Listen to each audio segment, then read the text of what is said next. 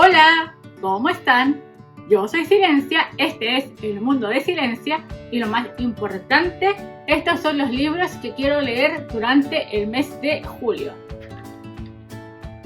Pesa como la vida misma.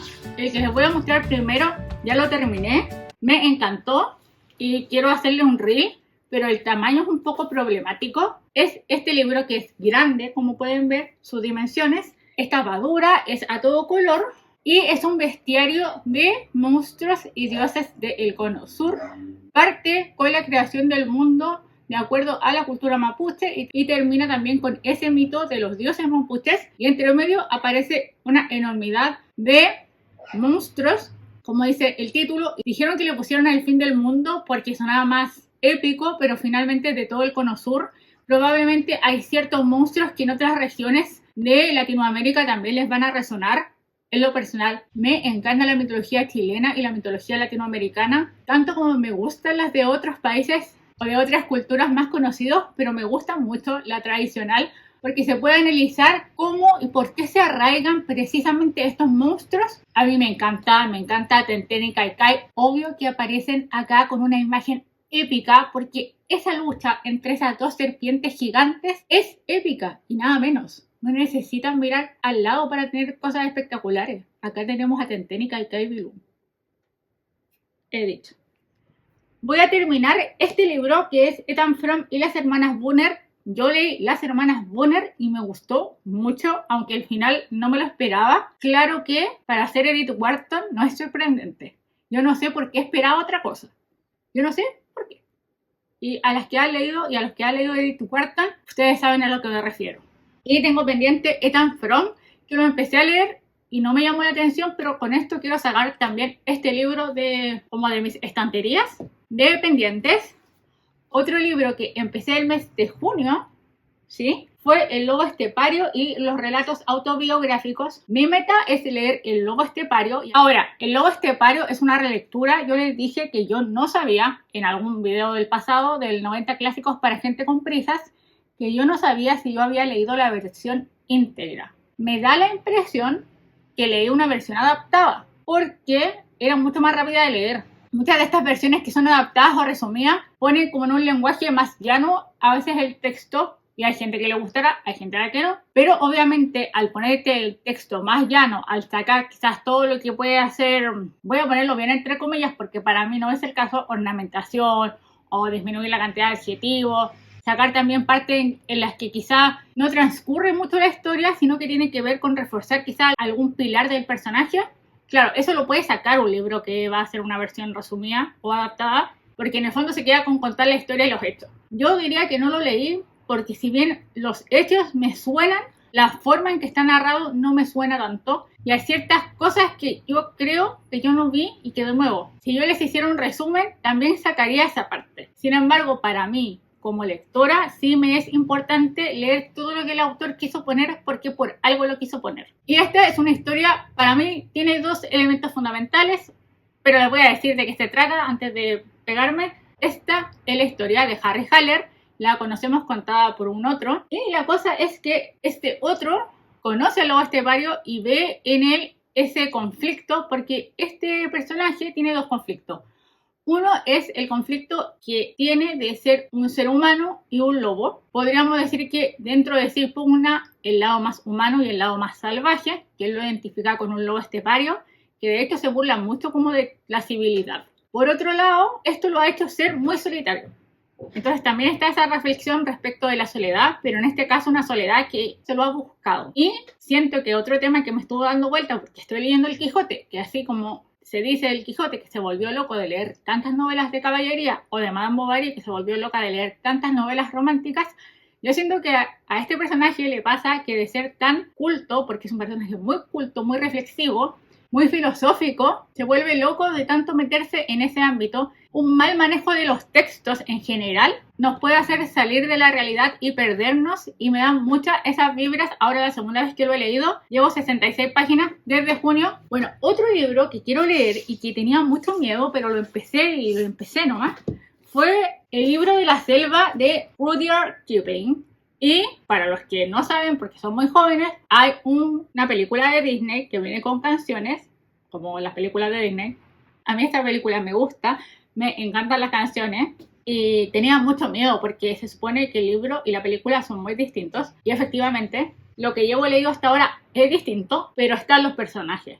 Los leo y entiendo qué tomó Disney de cada personaje y lo adaptó a la pantalla y por qué cambió esas cosas. Pero siento que están los personajes. De hecho, me pasa que me encanta mucho más este Mowgli en lo que llevo. A pesar de que hay partes bien fuertes, que yo creo que serían como políticamente no aceptadas. Y esta es la historia de Mowgli, un niño que es salvado por los lobos y criado por los lobos y apadrinado por el oso Balú, que es el que le enseña a los animales de la selva la ley de la selva, y también es apadrinado por Bagheera, que es una pantera que es sumamente fuerte, astuta y que la selva le teme a Bagheera. De momento no hay mucho más porque vamos aprendiendo un poco las leyes de la selva, como qué son las que le enseñan a Mowgli, pero también cuál es la diferencia que ven los animales con Mowgli, porque finalmente Mowgli es un humano. Los animales conviven espacialmente con los humanos, pero tratan de evitarse porque los humanos pueden echarlo, pueden dañarlo, como que se sabe que el humano en muchos aspectos es más débil, pero tiene el fuego, por ejemplo. Otro libro, y este lo terminé porque no es ya 1 de julio, es El Mesías de Dune.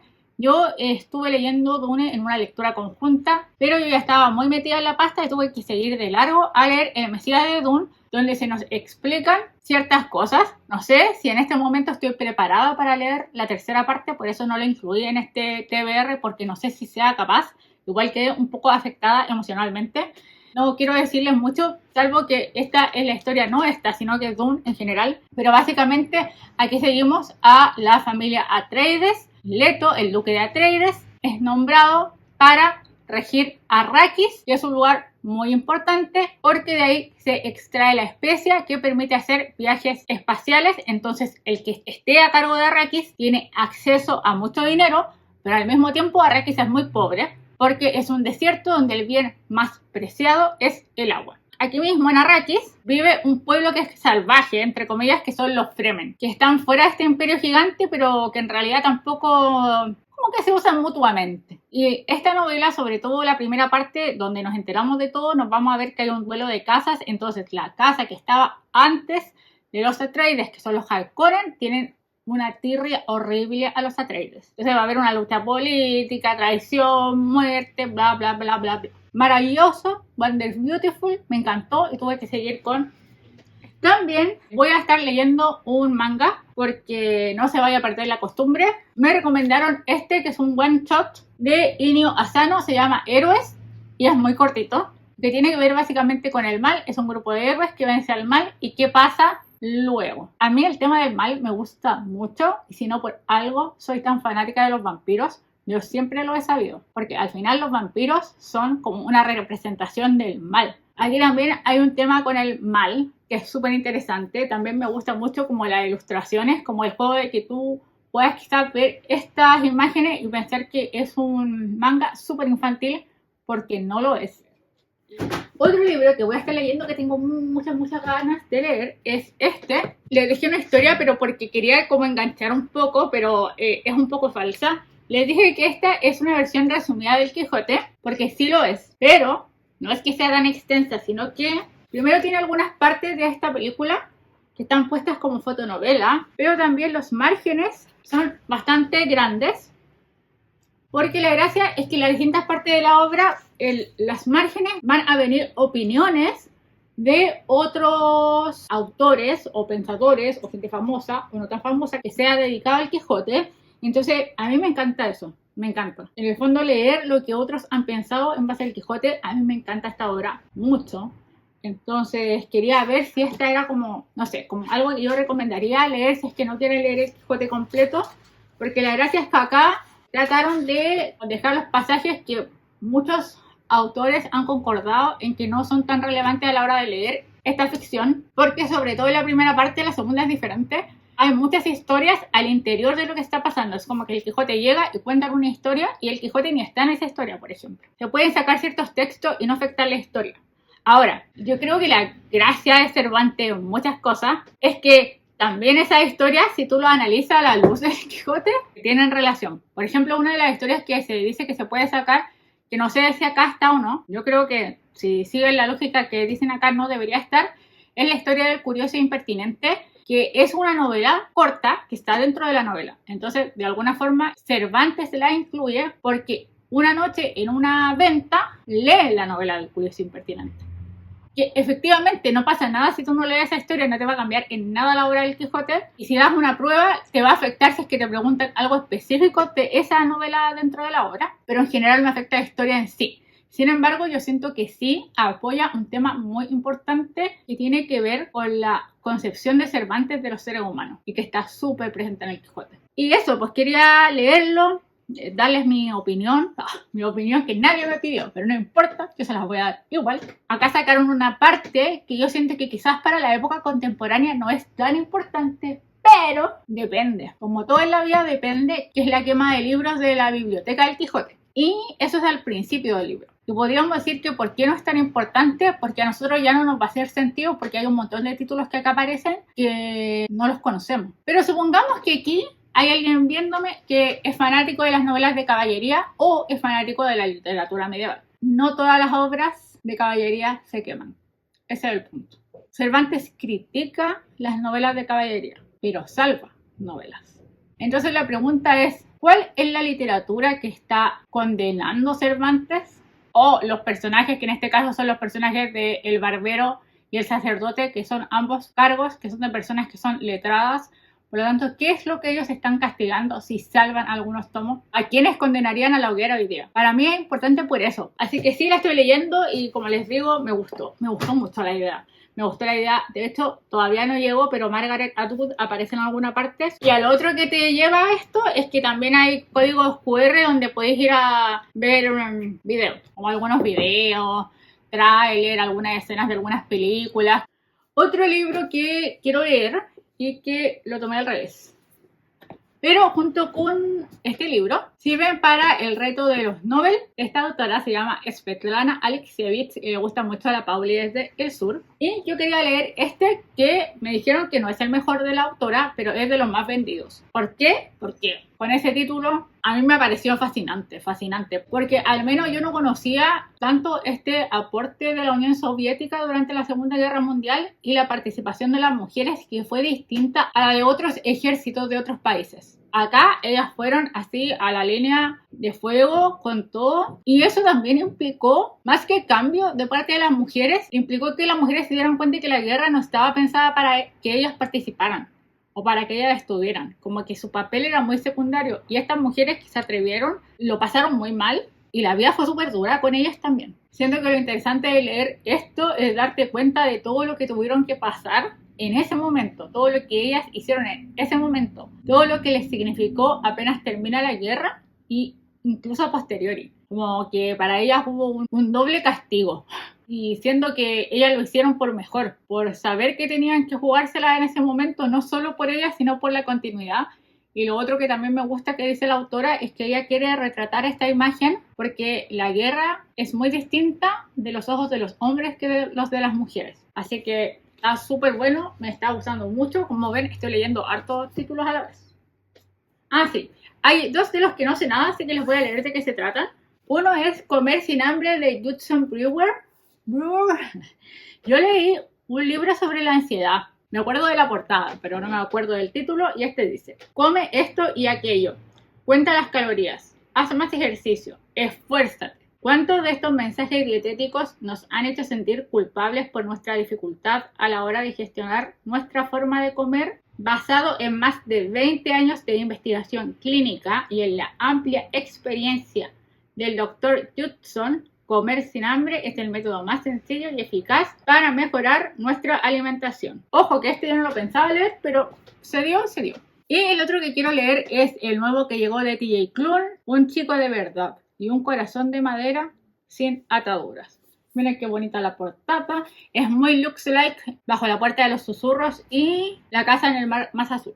Dice así: 3 robots viven en una diminuta y peculiar casa entre las ramas de una arboleda. Una máquina enfermera un poco sádica, una pequeña aspiradora desesperada por amor y atención, y Giovanni Lapson, un androide inventor. Pero también vive con ellos un humano, Victor Lawson, hijo de Gio, Refugiados y a salvos en el bosque, los 4 forman una extraña familia. Pero todo cambia el día en que Vic rescata y repara a un androide llamado Hap, quien resulta compartir un oscuro secreto con Giovanni. Un pasado dedicado a cazar humanos. Oh. Así que tengo ganas de leerlo. El autor es regalón en este canal. Finalmente hay 2 libros que uno lo voy a tener que dejar solamente en la portada porque es la lectura de este mes en el club de lectura de Entre Historias y Constelaciones. Tiene muchos tachados en el título y mi memoria no es capaz. Y también estoy escuchando un audiolibro de Rosa Montero que está narrado por ella misma y que les voy a dejar por acá la portada. Tenía muchas ganas de escucharlo, pero yo me demoro un montón. Ese libro también lo empecé en junio y creo que son un poco más de 5 horas y media. Mi velocidad lectora en audiolibro es como, yo creo que ni un minuto diario, no, un poquito más de 2 minutos diarios será. Soy bien lenta en audiolibro. Igual está súper interesante y tiene que ver con la muerte de Pierre Curie, como la historia de Marie Curie al vivir la pérdida de Pierre Curie y cómo se va desenvolviendo esa situación. No es como la mujer que pierde un hombre, no, es más bien la pérdida y cómo también Rosa Montero lo vincula con la propia pérdida de su marido. Y como ven, son hartos libros porque yo creo que este va a ser el último mes que pueda leer mucho. Después van a empezar a suceder cosas en mi vida y se va a como disminuir mi capacidad lectora. Entonces prefiero darle lo grueso este mes y el otro tomármelo con más calma. Y les iré ahí contando también más de eso. Pero sí, este mes full lectura y ya los otros meses bajaremos un poco el ritmo. Así que eso, cuéntenme ustedes qué van a estar leyendo durante el mes de julio. Si les gusta este tipo de contenido, recuerden que me ayudan mucho dejando una manito arriba, un comentario y suscribiéndose. Yo abajito les voy a estar dejando todas mis redes sociales y nos vemos muy prontito en un siguiente video. ¡Chao!